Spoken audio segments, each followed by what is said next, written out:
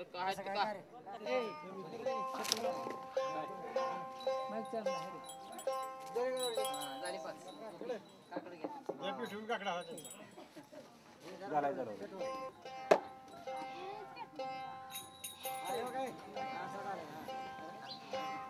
सदुंदाचा येळ कोण घे पेटावलं का बाबानो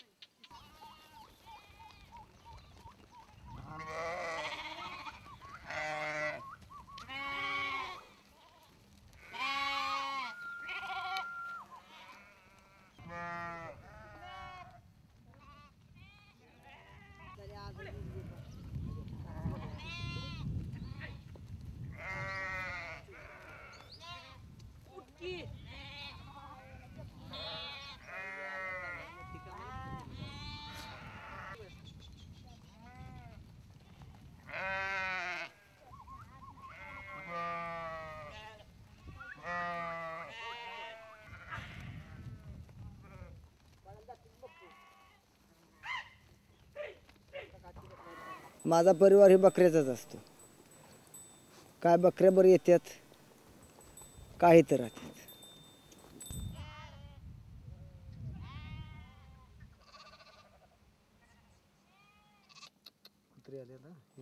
ही काय यदा आम्ही बाहेर जाणार, कुठं वावरात जाळी ठोकणार, तिथं पीक कोणणार, तिथं राहणार, जेवण बनवणार, खाणार आणि झोपणार.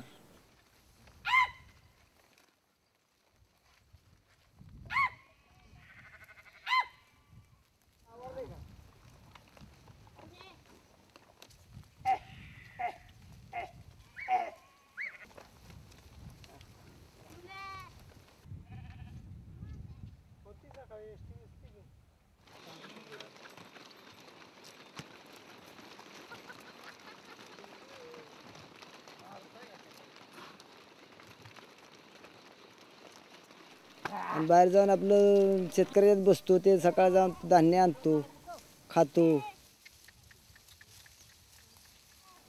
ते शेतकऱ्याच्या पाया पडून, हातापाया पडून खाल्लं, सवारलं, काय झालं तर ते आपलं 2 शिव्या देतो आम्हाला, ते काय बी करतो. ते आपलं हातापाया पडून आम्ही मिटावतो. जातो मोहरू दुसऱ्या गावाला आणखी पोट भरायसाठी.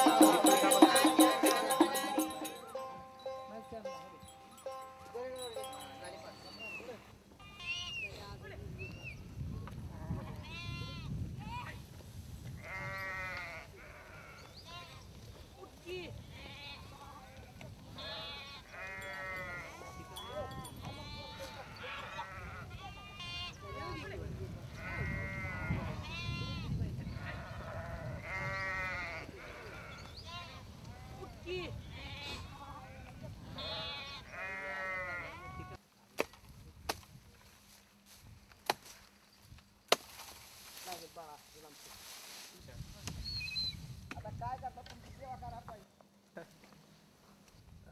असा कॅमेरा घ्या काढून.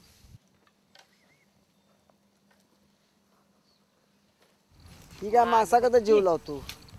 आपलं राखायची ती व्यवस्थित, चारायची, हिरबळ पाणी पाजायचं, न्यायची संध्याकाळी आणखी घरी. आजार होतो घ्यायला डॉक्टर आणावं लागतो किंवा ती भाजावं लागतं तारानं. स्वतःच्या कपड्याने पुसतो शेंबूड आला त्याचा, हाताने काढतो. रातभर बी ध्यान ठेवा, रातभर बी पाळी करावं लागते आम्हाला. पाळी पाळी बसावं लागतं. दुटी कशी करतो आपला रखवलदार तशी दुटी करावं लागते. माझ्या भावाचं लग्न होतं. मी लांब जवळजवळ मी चिपळूणला होतो. तिथं फोन आल्यानंतर मी तिथनं आलो. मग लग्न लावून गेलो माघारी.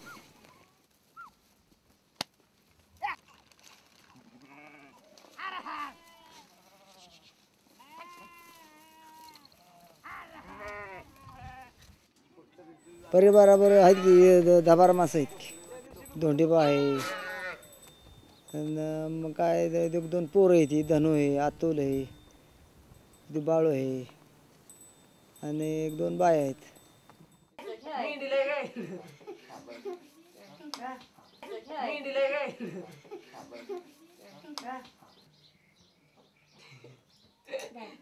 त्यांना काय खावा वाढला खावा आणायचा, काय कालवणाचं आणायचं, कुठं ते सुकट आणायची, कुठं ते बोंबील बाजारातलं असतं ते आणायचं, ते त्यांना द्यायचं इथं आणून. मग ती आपली त्याच्यावर निर्वाह करते, ते आपण परत आणायच तोर.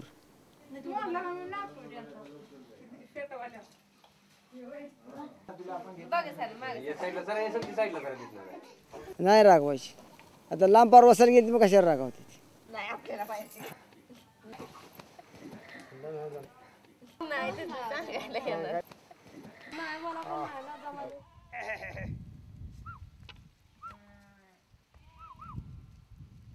ठीक आहे. योग आमच्या तर कोण मागं पूर्वीनं म्हणते ती धनपूर होता, त्याने एक रस्ता दाखवला. रस्ता दाखवणार की आम्ही दाखवण्याचं काम केलं की अजून बी दाखवणार. पण तिथनं जी मोठा साहेब असतो ते म्हणाला की आमचा विषय वरकीच झाला म्हणून आमचा बर्डीलच करून टाकला.